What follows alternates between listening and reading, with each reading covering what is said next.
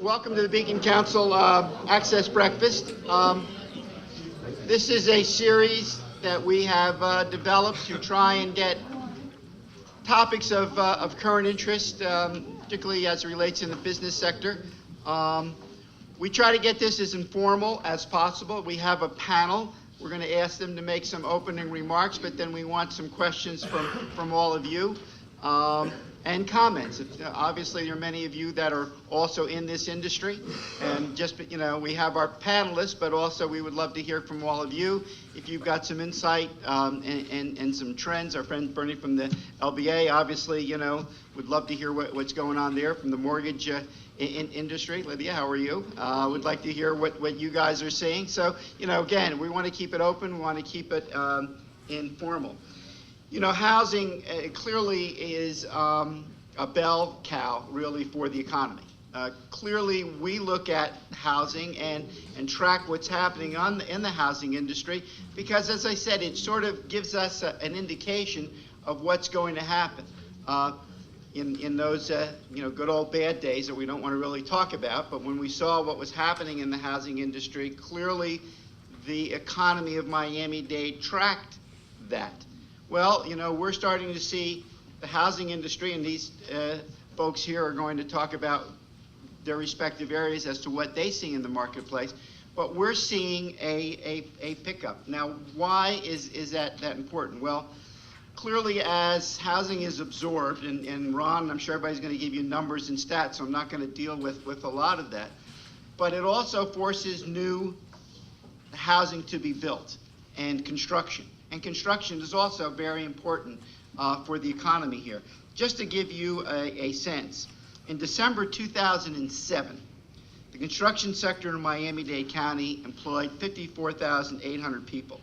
That's about 5% of the total employment in the county. In December 2012, the construction sector in Miami-Dade County employed 27,300. or about 2.7% of the total jobs. So we went almost half of what was employed prior to the recessionary period to what we are in 2012.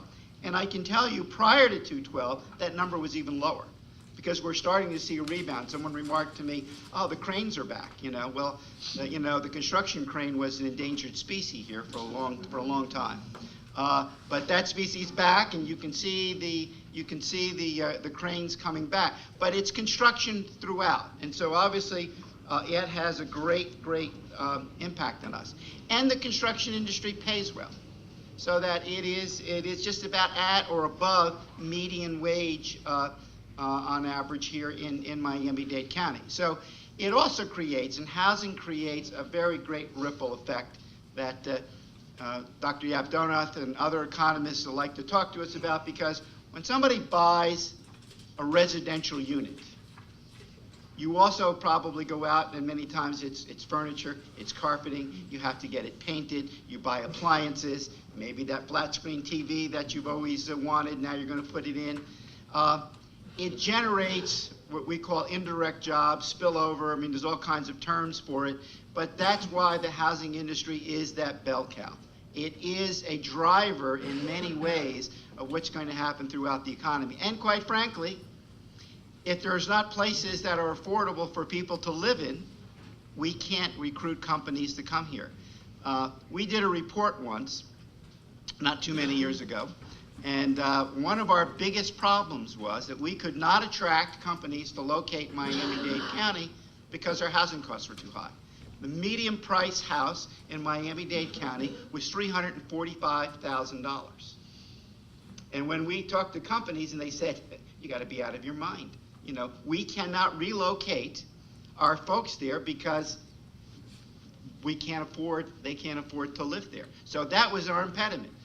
Clearly, that's not the case today, but availability of product, absorption, Ron has all those great numbers, and I'm sure he's going to give them to you, is very important. So I'm going to start out our first speaker with Alice Robertson at the Downtown Development Authority. She's the executive director. She directs the activity of this organization. She drives its mission. She has 33 years of experience in local government. She started when she was 10. She's been instrumental in the development and execution of the DDA. And there's a whole bunch of stuff. She's fluent in English, Spanish, Portuguese. She holds a Master's of Public Administration. But forget all of that. Just look around what's happened downtown since she's been here. It's been a marked change in downtown and the success of downtown. But not too long ago, I remember reading stories how downtown Miami, the condos, was ground zero of the housing crisis, and it was going to be a zillion years before these units filled up, and they were in every paper, from the Wall Street Journal to the New York Times, and we got sick of reading about it. Probably not so much the case today. So let me turn it over to Alice Robinson, who's the Executive Director of the DDA, to talk about what's going on downtown.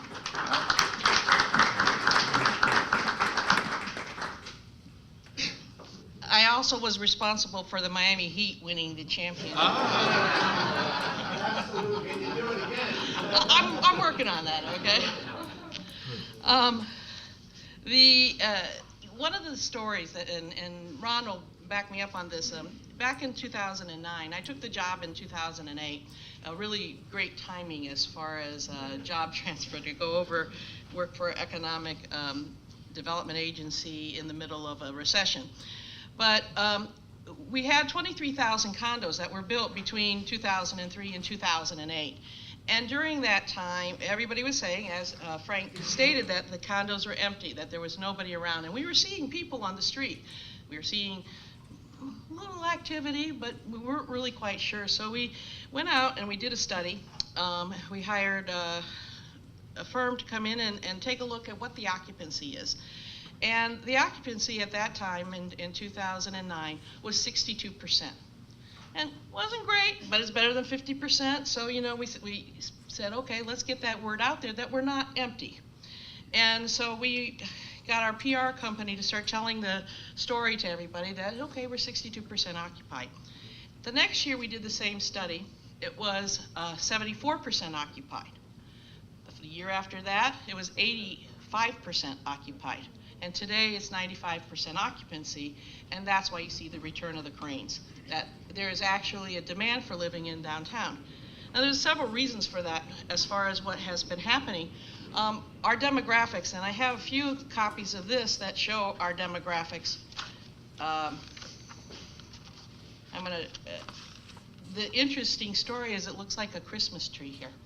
And that means that they're young people that are in our downtown area living here. That's the kind of demographic most areas would kill for, because it is that vibrant, creative energy that Richard Florida talks about that you really want to have in an urban setting. So one of my jobs now is to figure out how do I retain it so that the housing prices are going up in downtown. How do I make sure that the affordability of downtown stays there? What also the new residents brought was the retail behind it. The International Council of Shopping Centers says that retail follows rooftops. Well, in our case, it follows balconies. And so we had a lot of new restaurants open up, dry cleaners, other kinds of things just to service that population that was now in downtown. I met a young lady last night. She just moved here, graduated from MIT and Harvard, low achieving young lady. Living at 50 Biscayne, and she loves living at 50 Biscayne. She was at the Capitol Grill. She actually walked to the Capitol Grill, and there's this whole issue of walkability and trying to make downtown a friendly place to walk.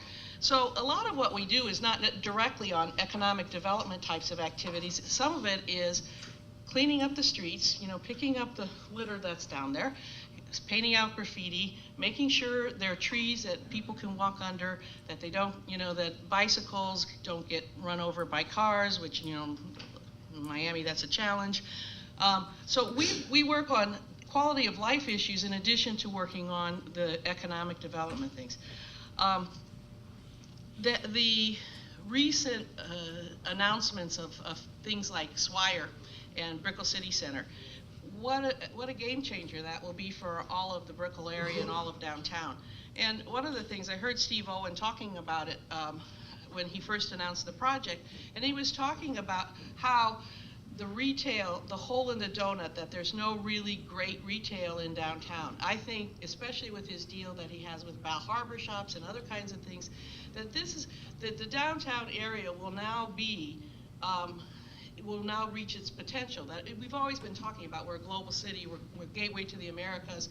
And I think that without a good, solid downtown heart, it's hard for a region to really achieve its global 24/7 status. And so I think that's what you're seeing before your eyes. You're seeing the downtown area achieving through residential. I mean, it really was the driver in this, is getting the people to come back downtown. And it's, what my job is how to figure out how to keep them there. So, thank you.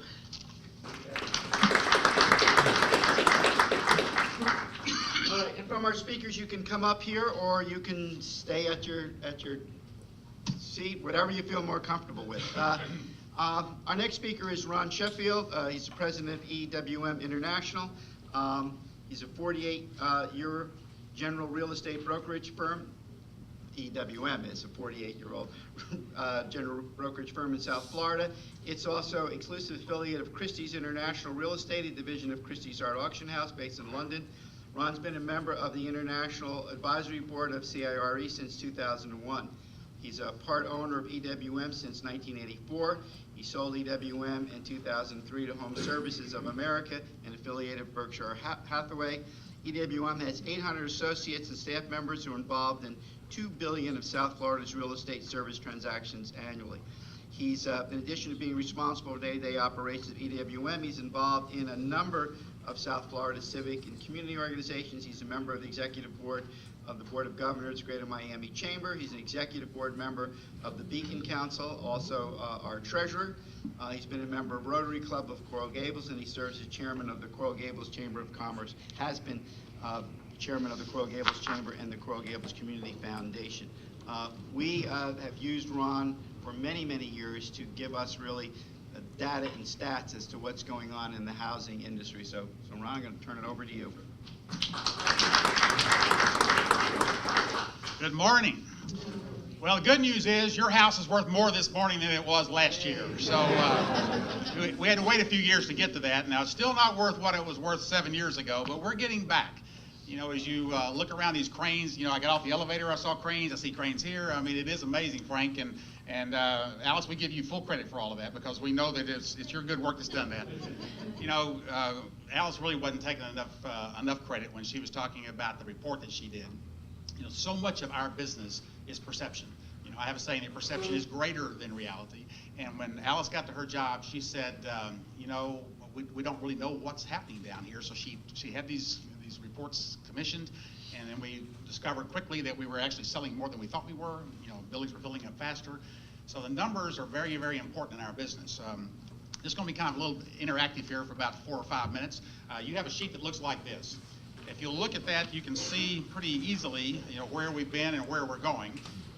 10 years ago, we passed the point where we were selling more condominiums than we're selling single-family homes. You know, and 10 years ago, prior to 2002, we were selling a greater number of single-family homes than we were condominiums. But now, for these last 10 years, we continue to sell more condominiums than single-family homes in Dade County. And of course, it kind of stands to reason. We've built a ton of condos over the last decade, and that will continue.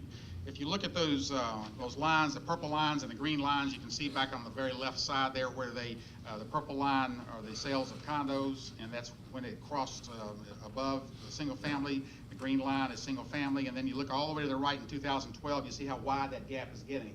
So we basically now are selling about 60% of all the properties we sell are condos, 40% are single family. Doesn't mean single family is worth any less, probably quite the contrary. They're becoming collector's items because we have nowhere left to put them. If you want a new home today in our finer neighborhoods, you have to tear a house down to build one. So the good news is that we sold more homes last year than we've ever sold in history. The challenge now is that we need more inventory. We literally have 1/4 of the homes for sale today that we had 4.5 years ago. So for the folks in our industry, that's all we're talking about now. If you want to sell your house today, see me after the meeting and we'll have it sold by the end of the day probably. Just kidding. But I think that we'll have a challenge throughout the rest of this year in getting inventory. As you look at this chart, and I won't go through each page or each line of it, but if you look down at the bottom right corner, you see where I've highlighted 4.4 months of supply for single-family homes and 5 months of supply for condominiums. That's the most important metric in our business. We can look at that one number and tell you the health of our industry just by knowing how much inventory we have left. We need to have 6 to 12 months of supply, and right now we're at 4.4 months for single-family, 5 months for condo. And when you get to that lower level, you're going to see prices begin to increase. Median prices are going to increase without a doubt. And so what we have seen this past year is that the median price of a single-family house in Dade County rose 15%. Condominiums rose 27%. We would prefer to see that temper back a little bit. And I think that we're probably going to see some of that tempering here in the next few months, because we're now beginning to talk with a lot of the asset managers around the country to start releasing some of these foreclosed properties that they have. Now, while that was obviously a very tough time we went through in that 07, 8, 9 period, it's now become a positive for us because we need that inventory back into the marketplace. And now these properties are coming back in, not at distressed values, but at real values, because when you have such a low inventory, they can feed right back into the inventory and be sold at today's real value. So we could handle about another 4,000 or 5,000 units in inventory right now. And of course, that's even in addition to what you'll hear in a little bit from some of the new construction that's happening all around us. So the good news is all these graphs are moving in the right direction. We're thankful for that. And I think that we'll continue to see probably pressure on inventory for the rest of the year. Last thing is this thick page, a thick packet like this. If you'll turn to page 7, I want to touch just for a second on the luxury market.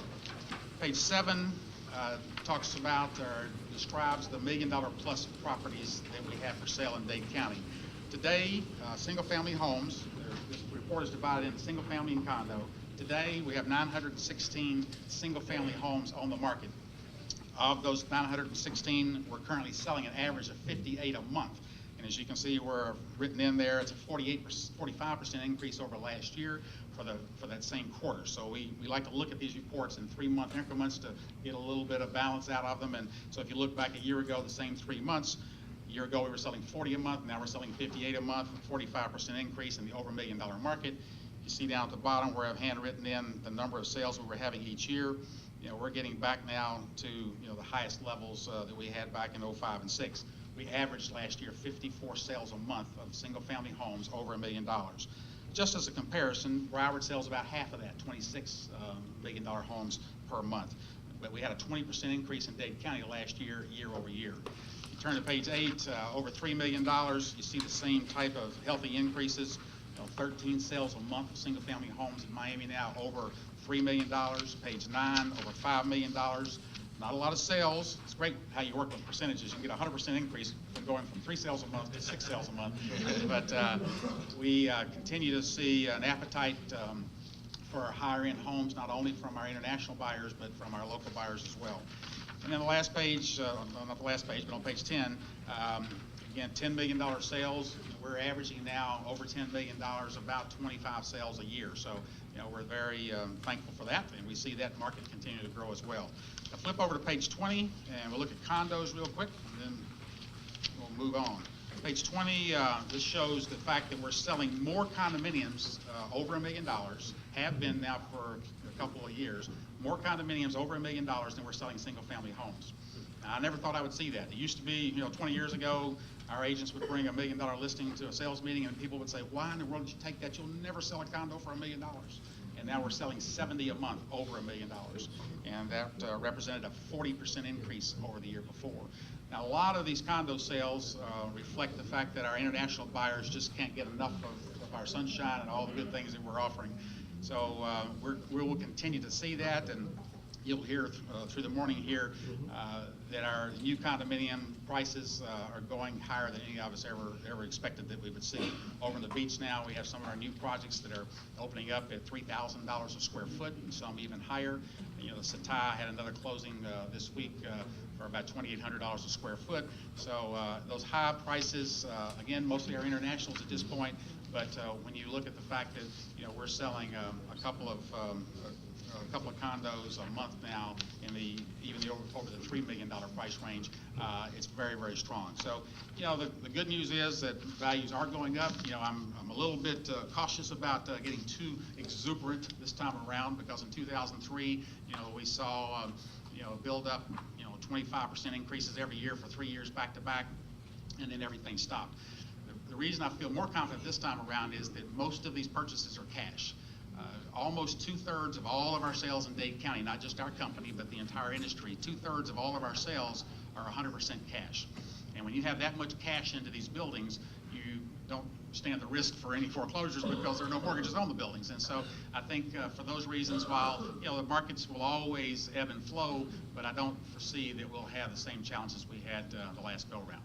Thanks. Thank you.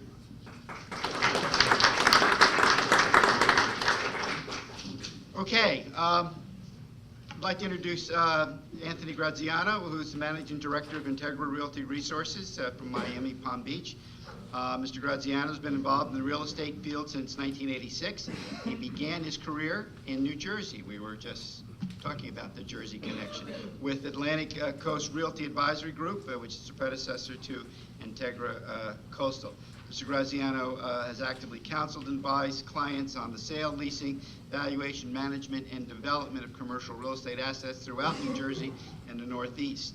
Mr. Graziano was retained to serve as Managing Director of IRR Miami Palm Beach in 2012. He is specialized in consulting and evaluation assignments for corporate and private clients on a wide variety of issues related to real estate and condemnation matters, title defects, environmental contamination, damages, air rights, partial and fractional interest, contract disputes, mediation, arbitration. His experience in these matters are a comprehensive framework for his effective strategic real estate consulting, and he has been a qualified real estate expert in every venue in which testimony was required. So it's a pleasure to introduce my fellow Jerseyite, Anthony Graziano. Or we would say in New Jersey, Tony. Tony. Good morning, everyone. Thank you very much, Frank. You know, for the last 3 years, my mentor, Michael Cannon, has been screaming from the rooftops that the market is better than we see. And I really appreciate the commentary so far that the panel has given, which is to say that, you know, what we see is what's reported in the media. And what we have to, of course, be cautious about is what we report and what we talk about. But I also credit Alice, you know, when the DDA hired Goodkin to do the study downtown, and it became apparent the trends that were occurring downtown, it was very, very apparent, not only in the residential sector, but also the commercial sector. You look what's happening in Wynwood and Edgewood and otherwise, and that tracking of the market has been very significant. But people were citing foreclosure statistics back in 2008 and 2009, and Michael Cannon was saying, wait, those statistics are 3 and 4 and 5 times recorded. There's a list pendants, there's a second mortgage, there's a first mortgage. We're triple counting these foreclosures. It's not as bad as you think. And everybody was, of course, in the dumps, and the national media wasn't helping. But the reality of it is we've spent that period between 2008 and 2009 really in shock. And so we're awash in inventory. And again, you know, my firm is saying, look, once the inventory in downtown Miami gets sub $300 a square foot, you're at bricks and sticks, sub bricks and sticks construction costs. Forget about land value.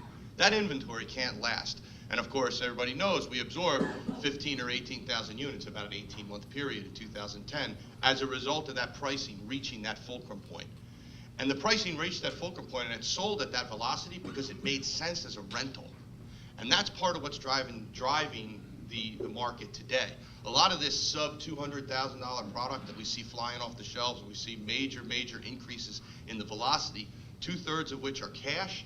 These are cash buyers that are buying today on rental pro formas, not on sale pro formas. It makes sense for them at a rental number. And so that's why this stuff is accelerating in velocity. So today we're here to herald the new return of the third leg in our economy, the residential housing market. And I'm here to say, welcome to the party. We've been saying it for a couple of years, but please, now that the party started, let's not burn down the house with overexuberance. I think you'll have seen last week, New Jersey or Miami-Dade Miami-Dade Association of Realtors released these statistics on median house price increases, and 27% increases in the median house price in Miami-Dade, year-over-year median house price increases at 19% versus last quarter. So since it's the morning, I'll give you a quick test. I'm going to give you 5 numbers, and I want you to think to yourself, what's the median? 1, 2, 3, 7, and 9. Of course, the median is 3, because that's the one that's in the middle. And the average of those 5 numbers is 4.4. I'm going to give you 5 more numbers.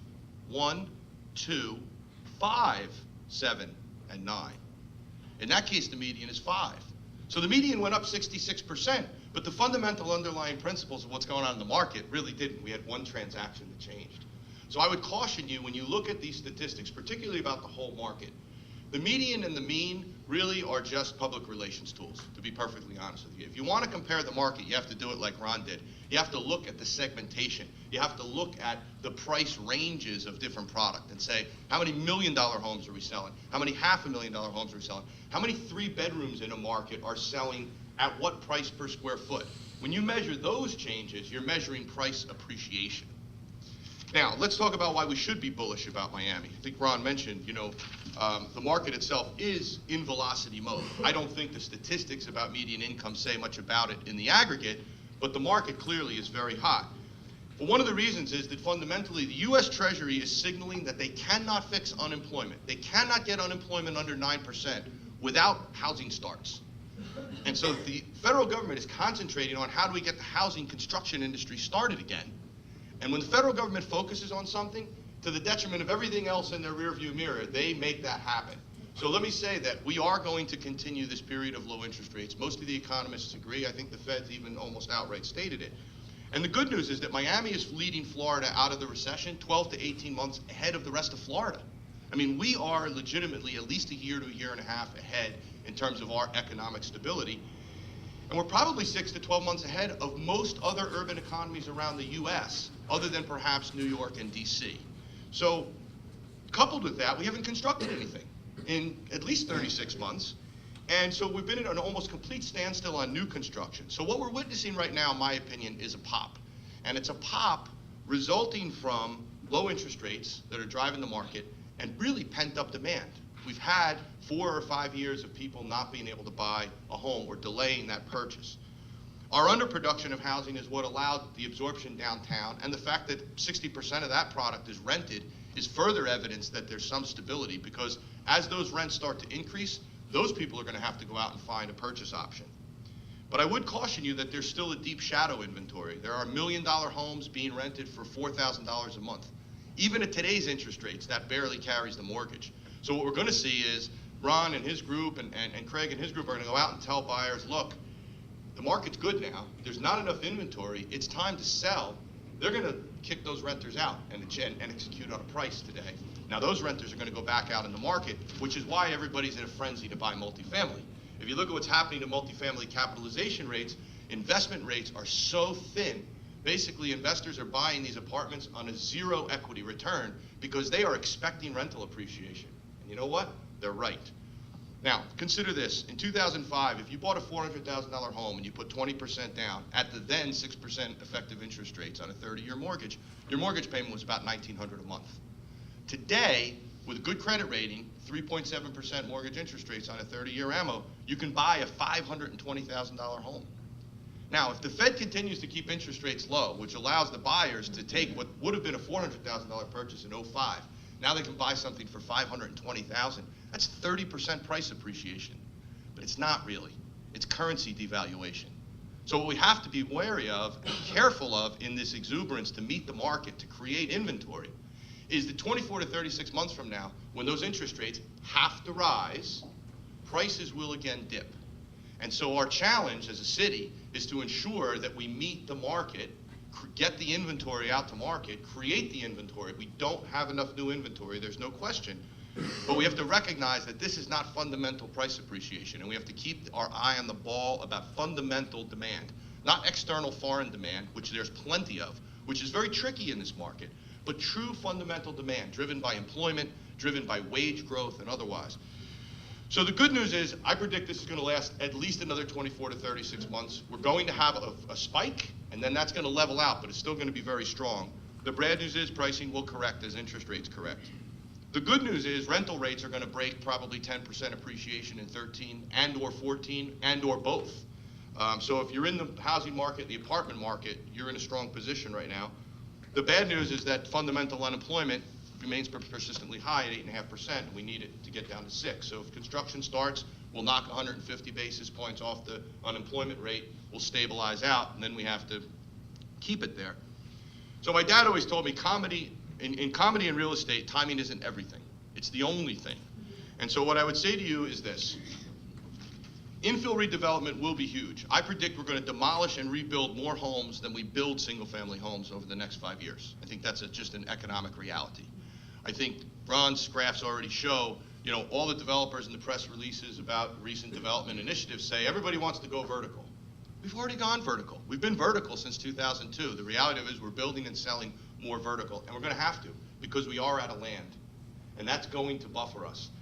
It's also a challenge for Miami in the sense that the outmigration that went up to Weston and out to Western and Southern Broward is a risk. We have to look at affordability. We have to segment the market and make sure we hit the affordability of the market. But successful projects are going to target younger buyers.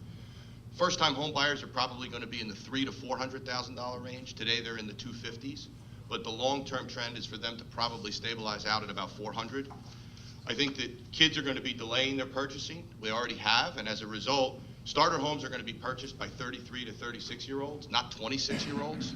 And that's going to have a change in the product type. That's going to drive a change that says we have to make the product bigger.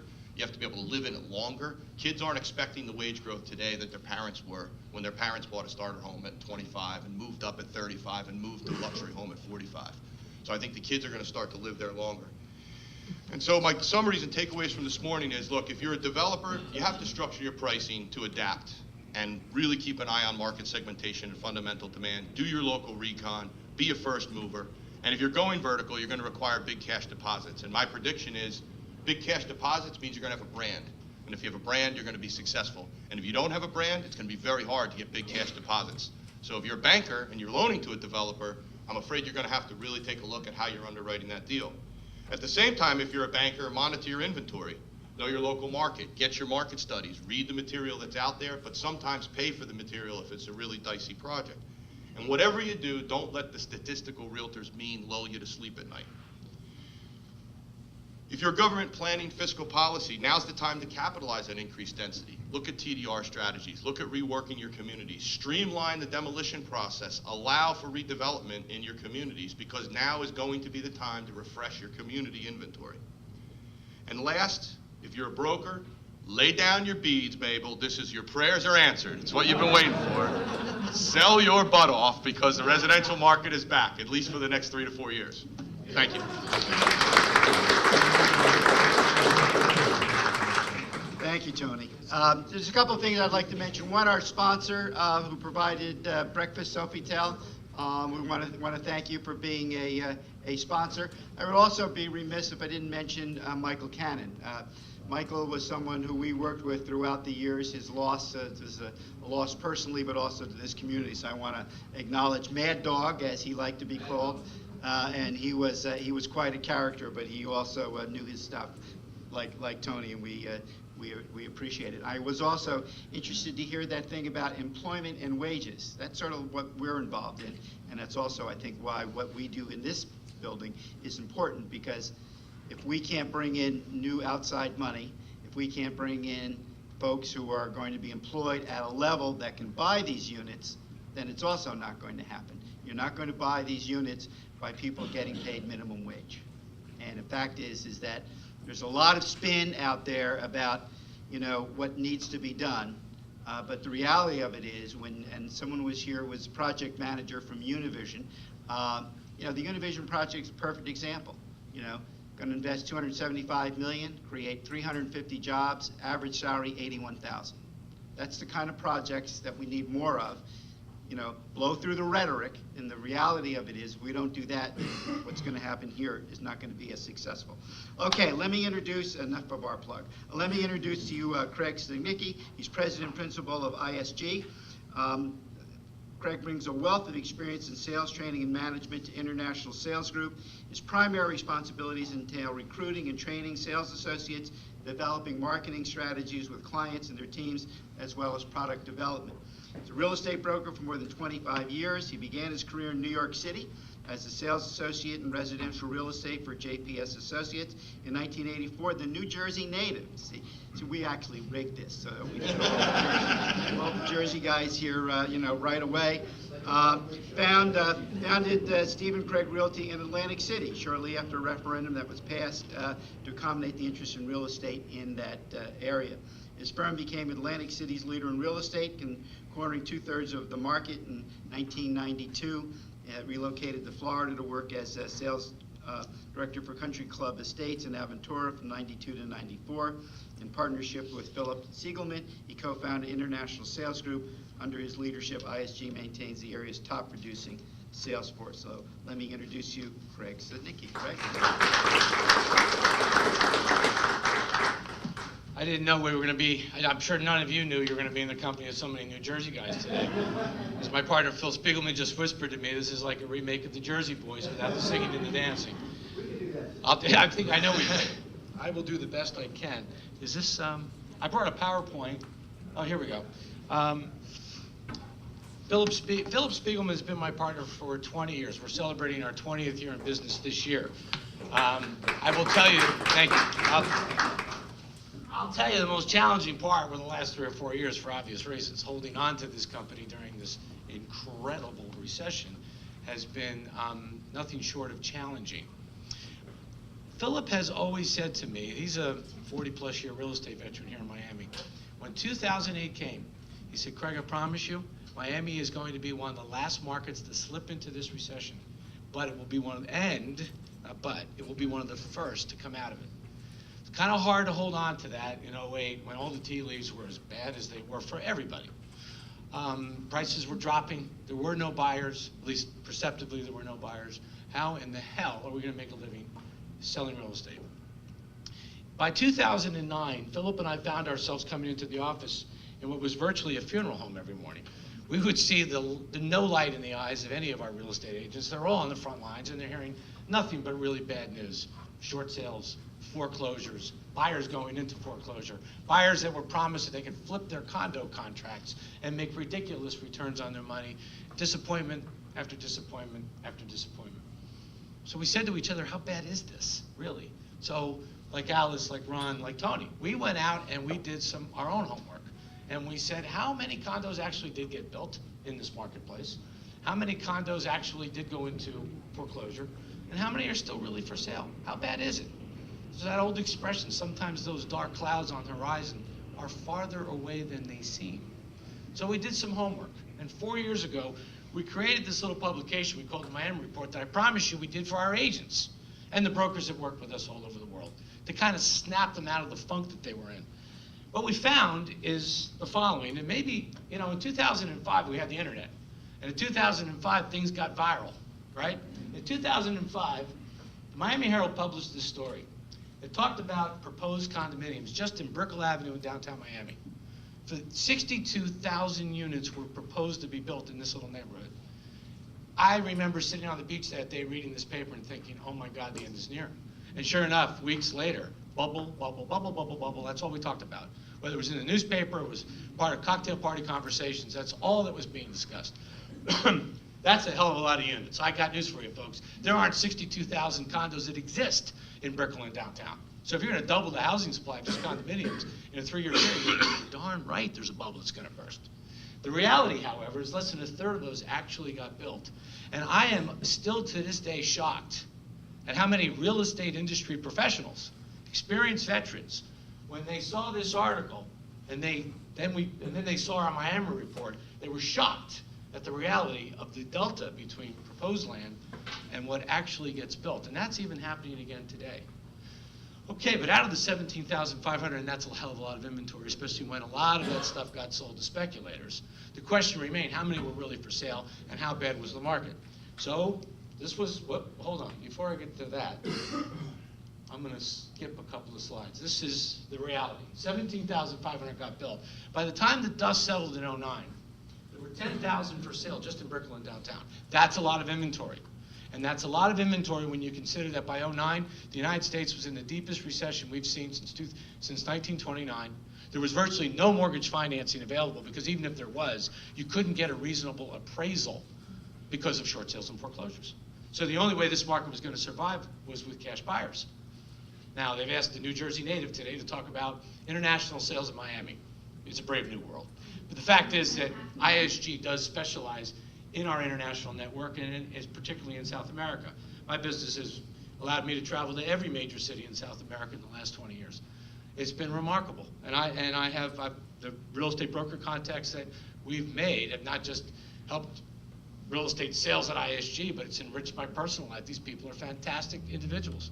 They taught me a few things starting in '07, which I'm now going to go back. When our market was starting to collapse throughout the United States, this isn't just a Miami thing, when economically our economy was shrinking at a feverishly scary rate, and psychologically all of us were afraid to go out and do anything because we were worried about our jobs, we were worried about college tuitions, we were worried about our mortgage payments, we were worried. The South American economies in total were expanding at rates that they had never experienced before. 20 years ago, when we started ISG, the South American markets that dominated Miami were Brazil and Argentina. Their economies were booming. You heard as much Portuguese spoken in the Aventura Mall as you did Espanol or English. By the late 90s, devaluation, recession, killed Argentina and Brazil. Never saw them for a long time until recently.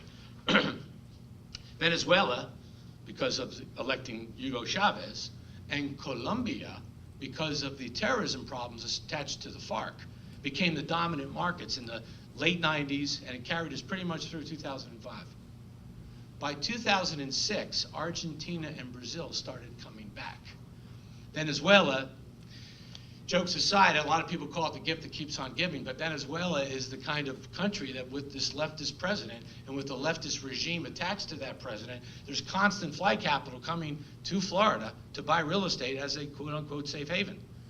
But that problem in Venezuela has also influenced Colombia, because a lot of immigration into Colombia in the last 5 years has been from Venezuela. Venezuelans moving their lives from Venezuela into Colombia, while President Uribe and now his successor, President Santos, put their foot on the throat of the FARC and have pretty much put, I don't want to say an end to terrorism, but Colombia has seen the greatest economic expansion in the history of their country. Now, their real estate is selling at ridiculous prices. So let me go back to a point I tried to make about a minute ago. When our economy was imploding, their economies were expanding at ridiculous rates. In Bogota, Colombia, now this report we put together in our Miami report of 2011. I promise you Bogota's more today. In 2011, condos in downtown Bogota were trading for 700 a foot. Today it's closer to 900. Buenos Aires, 10 years ago, you could buy anything you want in the Recolecta section of Buenos Aires for $200 a foot. Today, in 2011, it was 6. Today, with the problems in Argentina, it's closer to 700 and 800 a foot, even with the economic problems that Argentina is facing today. Rio de Janeiro, in 2011, was 1,600 a foot. This has nearly doubled. Sao Paulo, Brazil, in 2011, 1,100 a foot. That is up to closer to 2,000 a foot. You see the trends? Now, South Americans are not used to mortgage financing like we are. They typically pay with cash. So they came up here in 2008 and 2009 and so on and so on while we were fraught with fear. And here's what they did. From 2009 to a year ago, look what they did in downtown Miami and Brickell. And there's a real estate broker in Miami who'll tell you differently. It's all driven by South Americans. Every South American family has always had a dream to own a second home in Miami. Now, add that to some of the other factors that are influencing people driving their families to Miami, whether it's flight capital from Venezuela or Argentina, or just the simple joy of owning a home in Miami, or finally, as Tony touched on, the cap rates attached to buying these condos below the cost of replacement at today's rental rates made it an irresistible investment. Today, 794 units are for sale in downtown and Brickell, of the standing inventory left over from 05 and 08.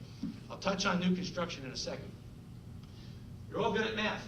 You tell me how long it's going to take to absorb these 794 units when you consider what Ron just covered. There is no inventory out there, and it's getting even scarier. And as members of the Beacon Council, it's important that you all get this point, if I may. I work with real estate brokers every day of my life on the streets of Miami, Fort Lauderdale, Palm Beach. They will all tell you that there is still a perception outside of Miami, that there's thousands of condos for sale here at bargain prices. That's just not true. That's like 2011. You got to snap out of it and get into 2013. And you got to help us deliver that message to the world. And as members of the Beacon Council, you got to send it to the banking industry too. Lenders are still afraid to lend in Miami. And this is one of the healthiest markets you could probably lend in, given the lack of supply and the constant demand for Florida. Let me show you the rest of these numbers. Here's what we did. We said in Palm Beach, Fort Lauderdale, and Miami Beach, how many units did we build from 05 to 08? That was the macro number, 36,000. I hope we never, ever build 36,000 units in a 3-year period ever again, because it led to this horrible hangover that took us 4 or 5 years to get out of.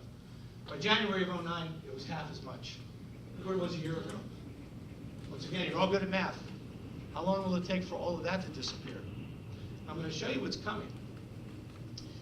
This new paradigm, I think Tony touched on it, and I just touched on it 30 seconds ago.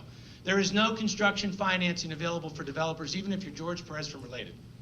And Related is the gold standard for residential high-rise developers in South Florida. He can't get it. In December of 2011, he came to Philip and I and said, I want to build the first new condo since the bust in greater Miami area, and we're going to build it on Hollywood Beach. And we're going to call it Apogee Beach, and it's 49 units. I want you guys to sell it. Here's the thing, I don't have any construction financing. So you guys are going to have to ask the buyers to put 80% of the purchase price up front before closing. I've never done that before. Philip never did that before. Turns out it's a popular business model in South America because they don't know construction financing down there like we got used to it here. So we went to our brokers in Argentina and Brazil and Venezuela, told them what the plan was, and they said, no problem, because our clients love the beach. We all do. We live here in Miami. Our beaches are the most spectacular in the world. And it worked. We sold the building out. The building topped off about 6 months ago. We should be delivering 49 new units by September, October of this year. We got buyers to agree to pay for 80% in installments, but nevertheless, before closing. The new paradigm. With the lack of construction financing, it's the only way these buildings get built. So then George said, let's do it again. And right around the corner, we started the pre-sale campaign of a project called My Brickle. Same program, 80% up front. And it worked. And then we went down the street in Millicento, and it worked. It wasn't 80%. George lowered, interesting, he lowered the equity requirement from the buyers from 80 to 50, but he raised the price per foot. We sold My Brickle for like $350 a foot, Millicento for $450 a foot. And here we go. Because the less equity you require from the buyers, the more you can get for the purchase price. Makes some sense, right? That's the new paradigm. And it very much ties to the Latin American model. When you look at the sales just from Apogee Beach, 35% from Argentina, 18% from Brazil, 6% from Colombia, 27% from Venezuela, you got the picture. I sold a couple to Americans who just love Hollywood Beach and had some cash, and they like the deal, they like the product. But very, very few. You can't sell that very well in the US. Culturally, we're grounded in a different place. We buy real estate with mortgages. We get to write off the interest on a mortgage against our personal income. So call it good tax planning, call it part of our culture, but that's how we buy real estate. This year, we're seeing the return of the Americans because the short sales are gone, and the foreclosures east of 95 are gone. And now you can get a reasonable appraisal from an appraiser. Mortgage money is not at a 30 or 40-year low, it's at a historic low. So as Tony touched on, the buying power of anybody who's trying to finance now is huge because of the interest rates. Americans are starting to feel a little bit of their swagger back. Things are definitely improving. If you turn around, you can see 4 construction cranes in the sky. I can't give a better exhibit than that. People are feeling better. So we had this continued South American demand. This is my next point. In the 20 years I've been partners with Philip Spiegelman, I have never seen every market in South America buying real estate in Miami at the same time. Argentina's buying. Brazil dominates. Venezuela's huge. Colombia's back. And Mexico. God bless Mexico. They're always good for 15% of our sales year in and year out. Every market. We're selling condos to people in Lima, Peru. We're selling condos to people in Santiago, Chile. Every major market in South America is buying at the same time. The Americans are back. New construction. Some of you know this reporter named Peter Zalewski, or he owns a company called Condo Vultures. Peter loved him dearly. He loves to talk about what's proposed. Remember the earlier slide? 62,000 units were proposed for this part of the world. 17,000 actually got built. He's now proposing in some of his journalism that there could be a new bubble that's starting to percolate. New bubble. There's a big ocean of difference between what's proposed and what actually gets built, including Apogee Beach. I'll talk about the new bubble. This is how many units have been pre-sold and/or are under construction since January of 2012. Not a very long period of time. This is how many have been sold, 2,338 units. This is how many are left to sell, 571. Folks, that's no inventory. That's a drop of water in the Biscayne Bay for a city like Miami. And when these units come online, Apogee Beach will come online this year as new supply. Novecento and My Brickell will come, and 2030 Biscayne will come online in 2014. But it's not going to matter to the real estate agents of Miami, and it's not even going to matter to a lot of their clients because these units are already sold. And they're not sold with 20% down. Maybe I can flip the contract. 50 to 80% down. These are real end users that want these units either as their second home, their primary home, or they're going to just rent these things out because the rental rates, as Tony touched on, have got nowhere to go but up. The housing shortage isn't just affecting the for sale residential market, it's also affecting the rental market. And we've all had Econ 101 classes. In a world where you have constant demand and diminishing supply, what happens to prices? From the last census, I actually read this, and Florida was touted as the second fastest growing state in the country, right behind Texas. For those of you who don't keep track of this, California is the most populated state in the country, followed by Texas, followed by New York, and then Florida. Almost every demographer in the country admits that by the end of this year, Florida will pass New York. We're the second fastest growing state in the country. The last decade, we grew by 700 people a day. A day. Now, these are people that call Florida their permanent home. This doesn't include second and third homes. And we have a lot of those in Miami. Ron's selling more $1 million condos today than ever before. Why? Because people from South America want second homes and they want them in great locations. And $1 million compared to the prices of the South American markets is a deal. And they're buying them. So 700 people a day, they're living here. They move to Jacksonville and Orlando and Tampa and Miami. They move all over the place, but makes us the second fastest growing state in the country. Seems to me that if we don't get the construction lenders thinking about how vibrant and vital and healthy the Miami marketplace is today compared to what it was, we are going to see skyrocketing prices. You think they're expensive today? I don't know if any of you have had a chance to go to Sunny Isles Beach lately and seen projects like Chateau and Porsche Design, and Mansions of Aquilina and Regalia. All of those projects I just described come with an average purchase price of nearly $9 million an apartment. This is, if you're the owner of the land or an owner of a condo in that part of the world, you're probably going, yippee! If you're running the Beacon Council, you're saying, how the hell am I going to get more companies to consider Miami if the housing prices are going that nuts? So it seems to me that we as a group have to really start doing a better job selling the banking institutions to get back here like they're doing in New York today, like they're doing in Chicago, LA, and San Francisco, where they've lowered the equity requirements for buyers of condos to 30 and 40%. Now, with that kind of a ratio, we can start adding some housing stock, keep the prices of housing relatively reasonable, and still maintain a nice, in our opinion, a nice balance between supply and demand, and not get caught up in the frenzy of what we were into in 05 and 06 and 07. We have a young man who works for us, actually not so young anymore, it was when I met him, named Sergio Pintos. He's from Montevideo, Uruguay. He runs our international department. And he is saying what I just said, and he's the one who taught me this. And I've seen it myself, having been on the front lines of the Miami condominium game now for 20 years. This is the first time ever we've seen all these markets from South America buying property in Miami at the same time. The prices go up and they keep buying. The prices go up and they keep buying because relative to those markets, we are still a bargain. And now the Americans are back. So you can do your own arithmetic as to where prices are going. We are really at a really strange time. We are in need of supply. And without construction financing, you're not going to get a lot of developers to step up. Not even Related is doing it very cautiously. It's the end of my presentation. Thank you for your time and attention. All right, good stuff.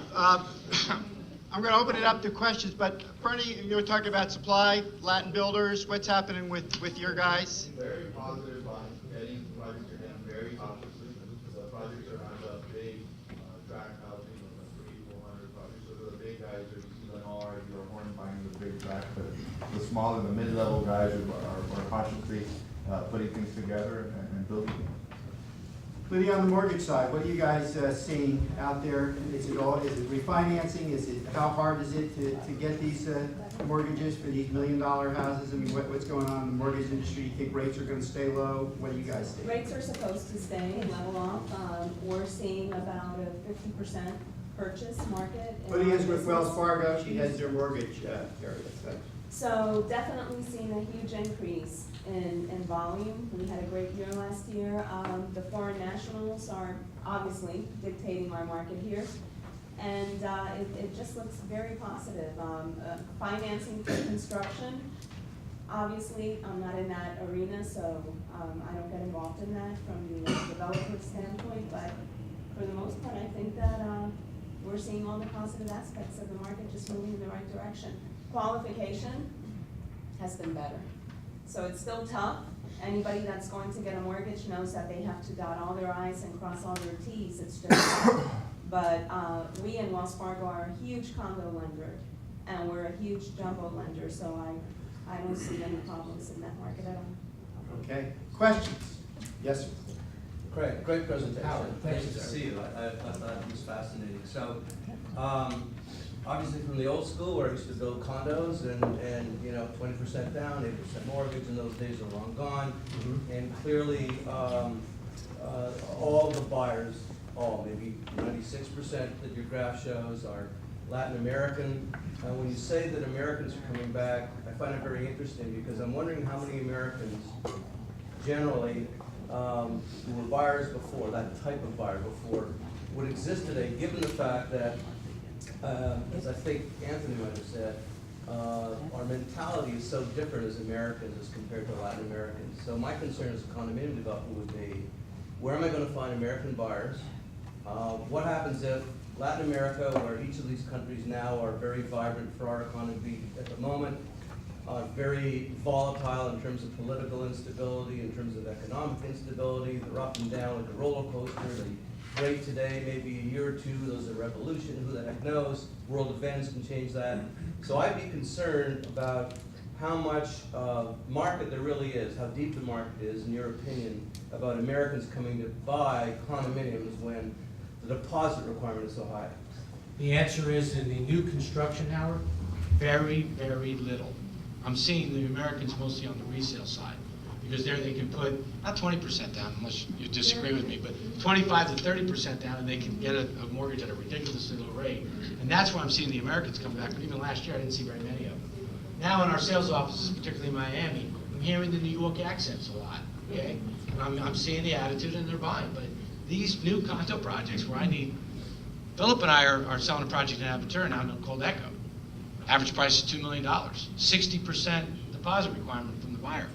Selling them all in Brazil and Argentina and Venezuela. Because I have sold a few Americans, but it's just a few. So the answer to your question is, call it culture, but it's going to be tough to get Americans to buy into the new paradigm, unless the construction lending comes back, in my opinion. Thank God South America is as deep as it is, because it's absorbing all of this new supply.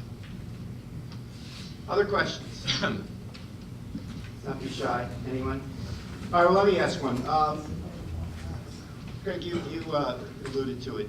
You know, we read all of this, all these proposed projects.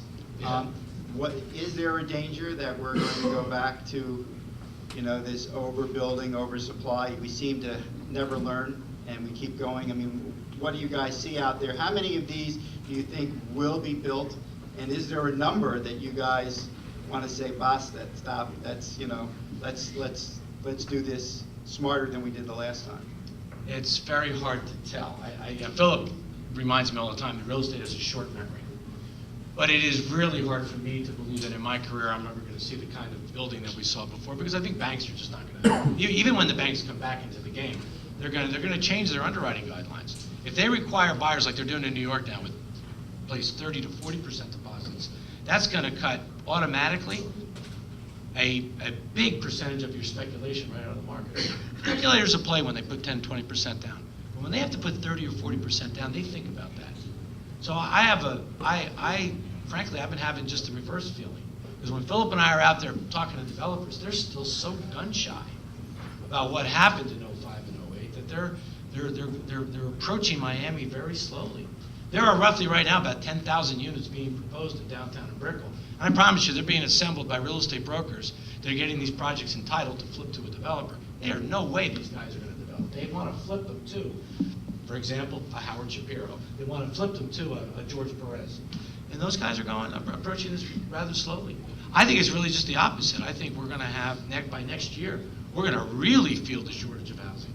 And you're going to see prices really going crazy, and then you'll probably see a few more developers enter the fray, but slowly. I think, in addition, Anthony alluded to it, it's credibility or maybe. Oh, yes, yes. Credibility of the offeror, of the developer that's going to make the difference. Not every development, individual or company, has the credibility for a buyer to have the confidence to hand over that kind of money. And that's going to stall that volume of proposed real estate getting in the ground. So we won't see the dentists and lawyers and cab drivers being developers like. I don't think so. I think we're. There's a lot of that going on, I think. Now, Philip's point is very well taken. If you're going to ask somebody to put that kind of equity up, they want to know who is guaranteeing the completion of this building. And it has to be a company with a respected brand. Alice, what are you seeing? I mean, who's knocking on your door? And do you, are you happy about it, or does it I give have you my the market shakes? insights here. Show it off. We can't actually keep it updated right now because it's the change that's happening. We're seeing a lot outside of residential. We also are seeing a lot of hotel interest in downtown. But in the residential markets, there's several projects that are proposed. This is already out of date. I have to update this. We're seeing a demand. My concern would be is in the affordability aspect of it. As you go, that housing stock, the rentals made it affordable for young people to come in. And I didn't really care, in the occupancy report, we didn't really care whether we were renters or buyers and, that were living in the units. We wanted them occupied because that leads to the vibrancy of the retail that goes along with it. So what I don't want to see is the young people priced out, because that's like the lifeblood of what we're trying to build in downtown Miami. So I hope that there's a mix of projects that are going to come in. Yeah, I think one of the topics that we haven't talked about, and our lenders can help us with this. It's not only approving the buyer, but the buildings also have to be approved, because most of these mortgages are sold in the secondary market. And we're experiencing a little background right now where some of these buildings are falling out of approval. We had temporary approvals on these from Fannie Mae 3 years ago, and at the end of the year we had about 100 buildings that were losing their approvals. And the approvals can be something as minor as, well, like it's major to Fannie Mae, I guess, but if your deductible on your insurance goes up 0.5%, then sometimes that'll kick out the approvability of the building. So you can have a very qualified buyer, but you can't get financing. And again, you guys are dealing with that as much as we are. Within Wells Fargo, so Sandra happens to be our condo queen in my office, and a lot of these buildings that fell out of what they call the SAD list, a special designation list, we are approving internally at Wells Fargo. We're getting condo questionnaires. Some of them might not have reserves, but have reserve studies, and we're still approving them, okay? Sometimes the borrower is very good, and we get a one-time special approval for that borrower, okay? So yes, Wells Fargo has opened, are looking at this very carefully. I submit a few every week, and they get approved. Once they get approved internally with us, that approval is good for 6 months. So I know now that I can market that building and know that that we can give financing in that building. So we also have the streamlined purchase, which is when the primary residence gives 25% down.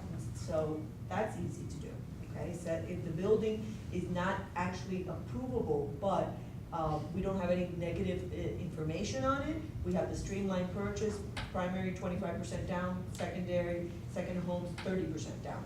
That's no questions asked. Do you limit the percentage of units that you will finance? No. Okay. No. So do you portfolio all these loans that you're No, not necessarily. We do have portfolio lending because we're the private mortgage banking group. So we do have portfolio lending, so that's available as well. Except that that person has to have a relationship with Wells Fargo for $1 million and above. You know, more of our American buyers are coming back into the market now. I mean, you kind of the northeastern seaboard. In fact, I tell our associates the best place to pick up buyers is at the gates at LaGuardia now, because they're all coming here to, you know, to buy. But,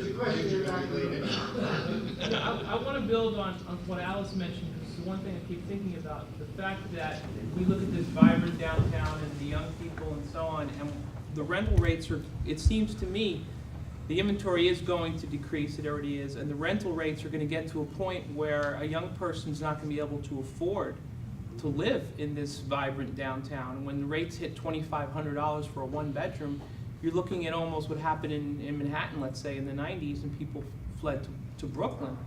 I mean, the only saving grace will be that there'll be lower-end buildings that will be built specifically for rental, probably in the downtown area. I call this the Brickell area.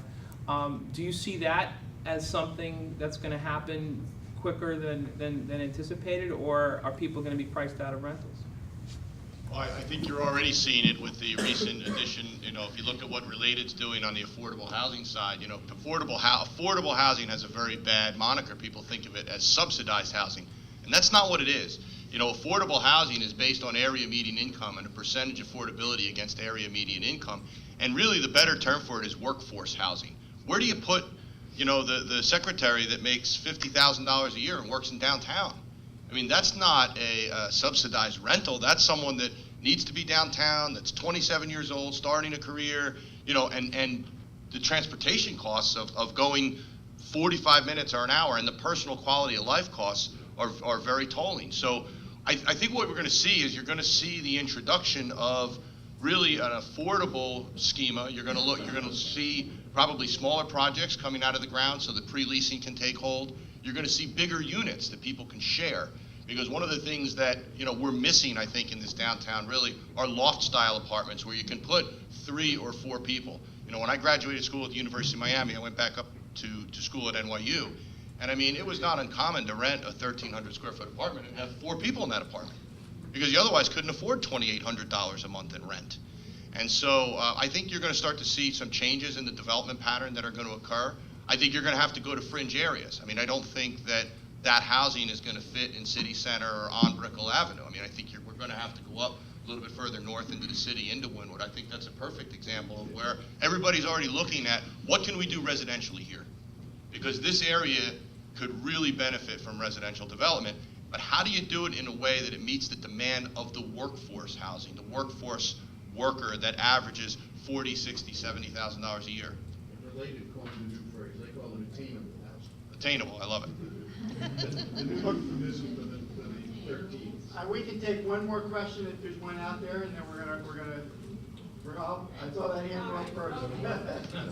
My name is Javier Vasquez. I'm a land use and zoning attorney with Grover Stingerman. I'm here with a couple of my colleagues. And I see kind of like a dichotomy going on in that we see what's going on, and today's conversation is centered on downtown Brickell area. I mentioned the fact that I'm a zoning and land use attorney. I remember getting many memorandums from Alice in her years at Durham. And I say that because I've seen a big change. We know what's going on with Miami 21, and there's a lot of encouragement when you speak with city planners and county planners for mixed-use products. You're getting rewarded a lot more density, if you will, when you start incorporating pedestrian-friendly neighborhoods with commercial components, etc.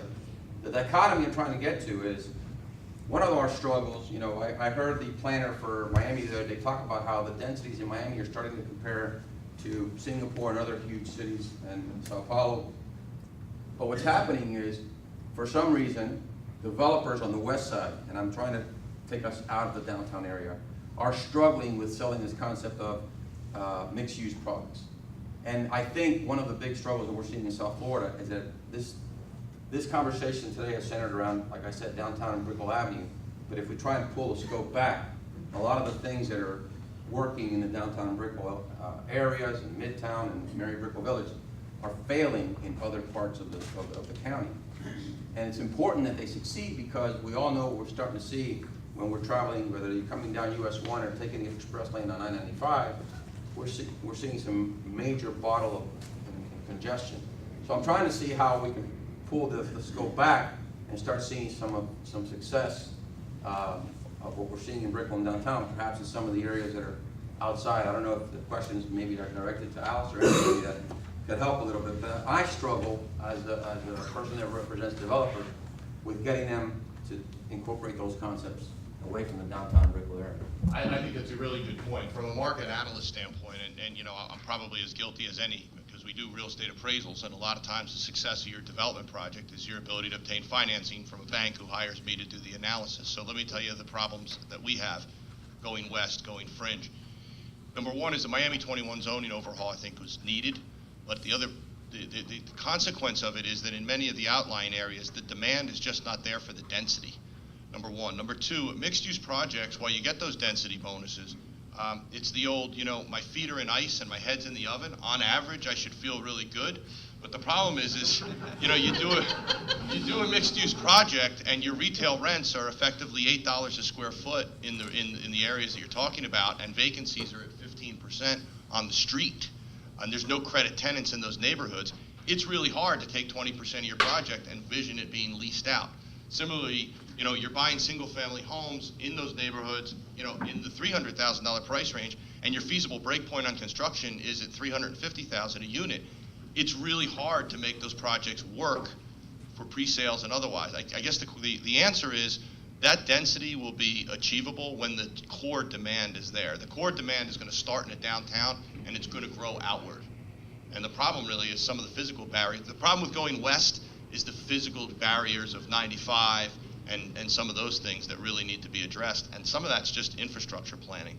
Can you give that speech to some of our county commissioners? I'll be there tomorrow. I just want to add something to that. You know, we're kind of, going back to my old days at Durham, we're constrained on the west by the Everglades, on the east by the ocean and the bay, and the land is at a premium. But we try to create the same thing. We're trying to create a downtown and out west, and I won't name names because I don't want to get in a battle, but we're trying to create the same product, and there are different areas and there's different demands. And I think that what Tony's saying is true, is that it's going to start in the downtown core, as it should, because this is the historic core of Miami-Dade County, and I think that you'll see that happening organically over time. Watch what happens at Coral Way. As an example of what I'm saying, you watch Coral Way over the next 3 years. Because Coral Way, I think, in my mind, has all the right elements of its linkages to the Gables, its linkage to downtown, metro mover access. You know, Coral Way is the example of how we're going to start to go west, and we're going to go west along those major corridors that have the connectivity to the core. You're talking between the roads and the Gables? Yeah. So I'll go down here and buy every piece of property. Okay, well look, let's thank our speakers.